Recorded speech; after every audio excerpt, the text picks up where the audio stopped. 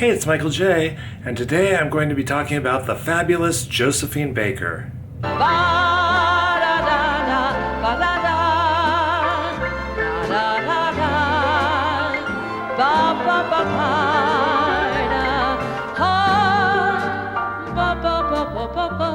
Although I remember seeing the Josephine Baker story on TV and thought she had an interesting life, I really didn't pay attention to her storied place in 20th century pop culture.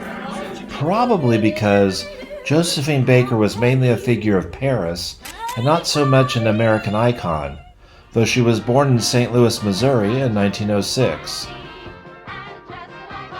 Through sheer perseverance, Josephine worked her way into vaudeville, which took her to New York, and a new show, a black musical sketch revue called Shuffle Along, which became a huge hit and a major influence of the 1920s.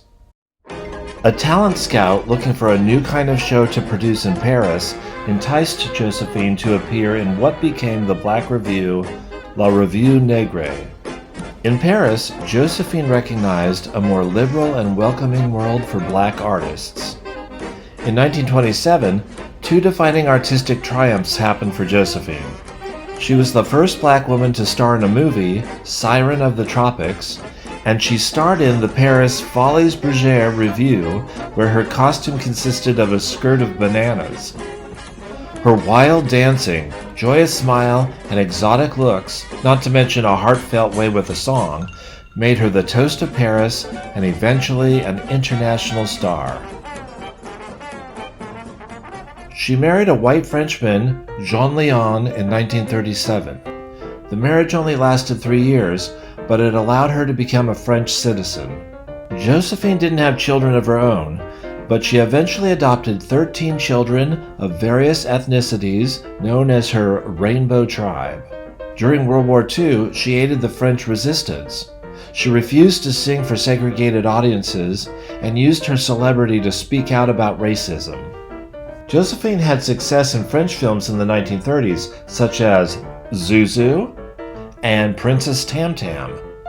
There was an attempt to return to the U.S. to star in the 1936 Ziegfeld Follies, but it wasn't successful, with critics saying her voice was too thin and her dancing not equal to New York talents.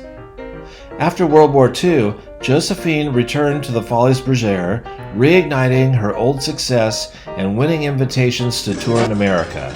In 1947, she married composer Joe Bouillon, which was to last 14 years. All was going well until she was refused service at the Stork Club. She and her husband sat down at a table, but were ignored. She made a loud complaint and publicly criticized her old ally, columnist Walter Winchell, for not supporting her. Winchell turned on her in his column and even accused her of being a communist. All this caused her work visa to be canceled and she returned to France. However, she continued to perform to adoring sold-out crowds internationally through the 1950s and 60s. Finally, with old wounds healed and a new nostalgia wave in the 1970s for all things 1920s, Josephine returned to the U.S. in 1973 and sold out Carnegie Hall. Now Satan has awakened and created the skies of rain. But hallelujah, hallelujah, and we'll shoo the blues away. After a triumphant opening of a new show in Paris in 1975, Josephine Baker was found in a coma in her bed, surrounded by glowing newspaper reviews of her show. She died in the hospital at age 68.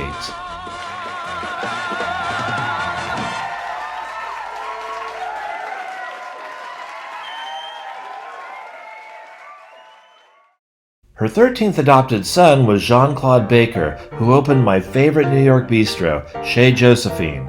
I make a point of visiting every time I'm in New York. Jean-Claude and Jerry, another of the adopted children, opened Chez Josephine in 1986 on 42nd Street in Manhattan.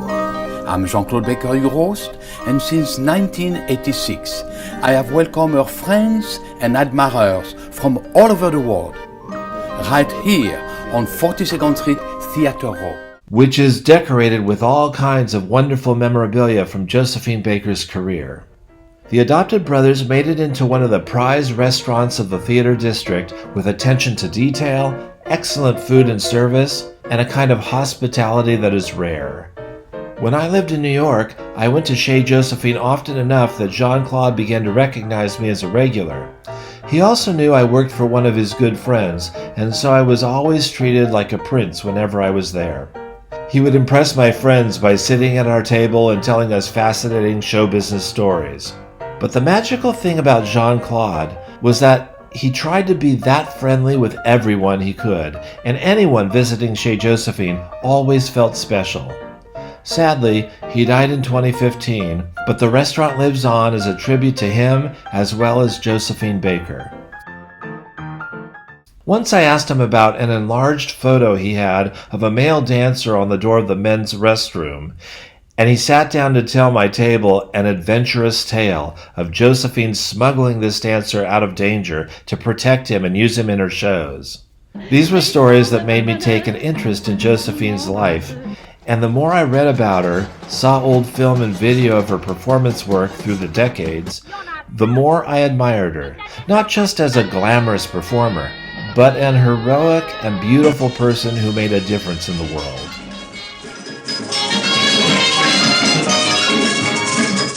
I had seen a photo of a Josephine Baker marionette in a history book of puppetry. For some reason I can't explain, I always dreamed of owning it, but that was not to be, until I discovered a Charlie Chaplin marionette, which I bought from a Czechoslovakian company that advertised doing custom puppets. So, I engaged them to make me a Josephine Baker marionette, and they did a spectacular job.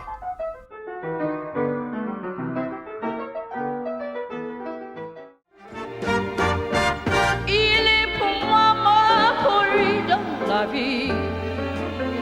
Il me l'a dit, l'a juré pour la vie. Lorsque je l'aperçois, je sens en moi mon cœur qui bat.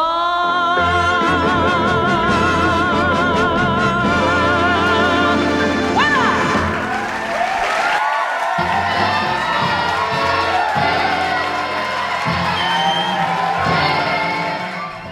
All I can say is, I've become a fan of this courageous and fabulous performer, and every time I'm in New York, I have to stop by Chez Josephine, and it's always a delight.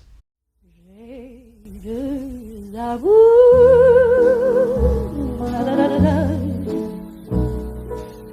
mon pays est Paris, par toujours.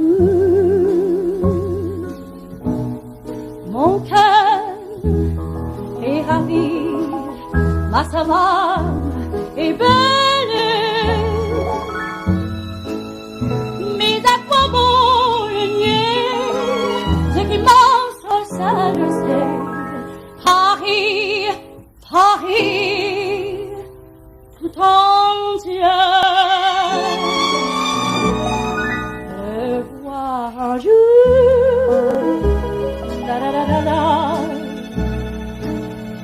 c'est mon rêve joli, j'ai des amours, mon pays est Paris.